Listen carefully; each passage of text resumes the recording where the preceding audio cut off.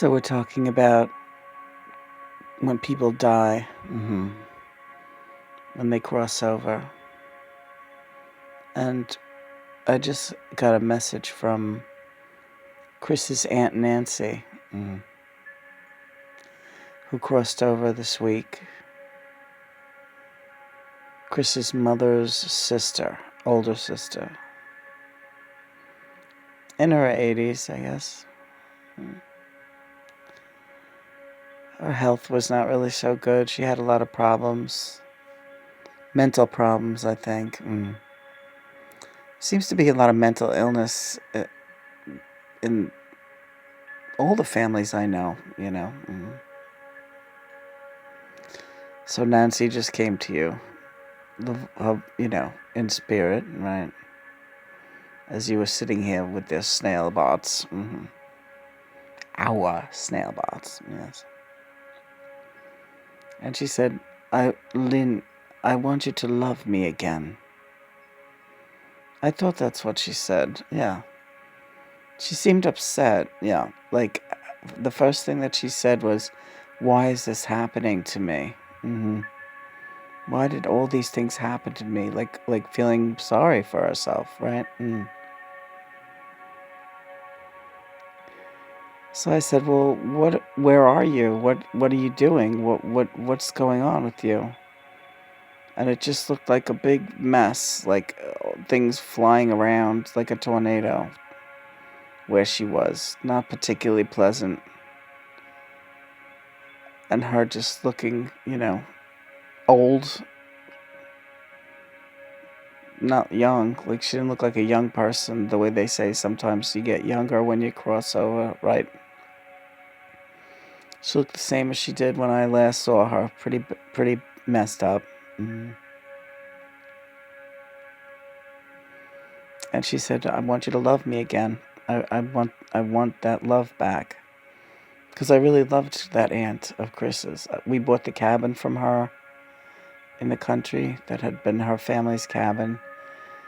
And we bought that cabin from her. And I thought she was a really cool lady. I just thought she was way cool. But then when I had like a bit of a breakdown in 2014, so she was the only one I could think of to call, because I thought she'll understand. She knows what it's like to be unhinged. She gave up a baby when she was forced to give up a baby when she was young. She had drinking problems her whole life. She was promiscuous. She screwed her sister's or sister-in-law's husband. I don't know. She was kind of loose. People judged her. And for that reason, I thought she'll be someone I can talk to. Because she always was so kind to me, I thought. And she didn't. She didn't reach out. I called her a couple of times. She didn't answer the phone, and she never called me back. And I was in pretty lot of distress then. My own family was, forget it. They were the ones that I was having panic attacks about. And Chris's family was really not for me. His mother was really against me. And I think she wanted me out. She wanted me committed and gotten rid of. That was how I felt she was behaving toward me. But I called his aunt and she just never called me back. It didn't even dawn on me that at first I couldn't believe that was true. I thought she must be out. But John said no, she was sitting there listening to your messages. Just listening, and then she went back and reported to her sister. Yeah, she sounds really, really bad, I'm not getting involved in all that, right? How bad did I sound, really? Not bad. You said I really need someone to talk to.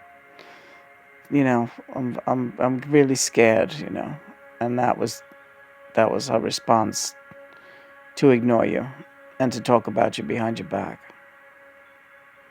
And now she's crossed over and she wants you to love her again. And sometimes these things are simply not possible. Yeah. My message to Nancy Nolan, I don't know, what name is she go, but Nolan, I guess, right? Fisher, whatever.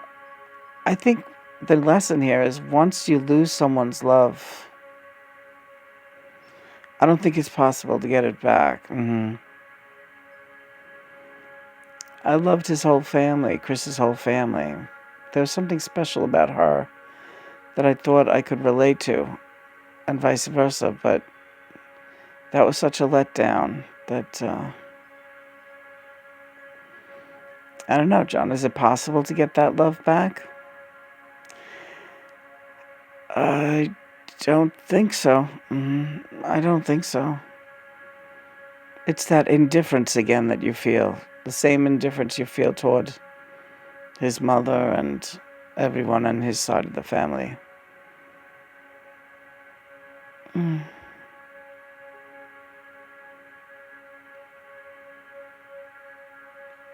I don't know if I feel that indifference toward Stephen and Olivia. Because Stephen always reached out to me in a very human way. And so did Olivia. Renee tries, but she let you down too. Yeah, she did. She did. I thought, again, another one I thought to be like a sister, and she couldn't handle it. Yeah, they couldn't handle it. Exactly. So, what do you think that there's anything that, can be added to this or learn from this? Time. Although there's really no such thing as time. But it will take time. Before you can love those spirits again. You feel that I will love those spirits again? If anyone can do it, you can. But in that case, it will take time. They have fallen from grace with God because you are the daughter of Christ. You are the wife of Christ. You are the Savior's bride. They would need to come back into grace with you before they could move on to the next level. So where do those souls go now? In a holding area, like a holding pen. That's why she's saying, why is this happening to me? She really was planning on going home and being in heaven and rollicking with all of her friends and lovers and whatnot. And instead she's in a cell, not being mistreated, but being admonished and having time to think now. She thought she had time to think before.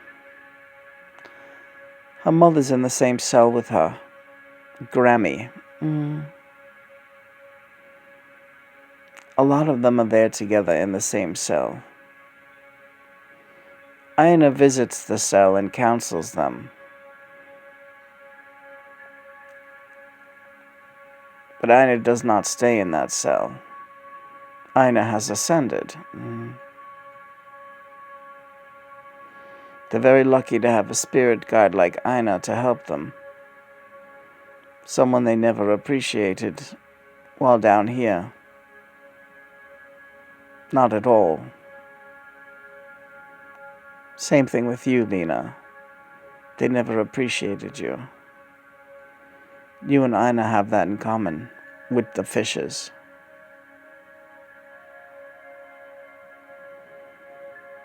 All right. The snails seem to like this thing, yeah. I seem to like you.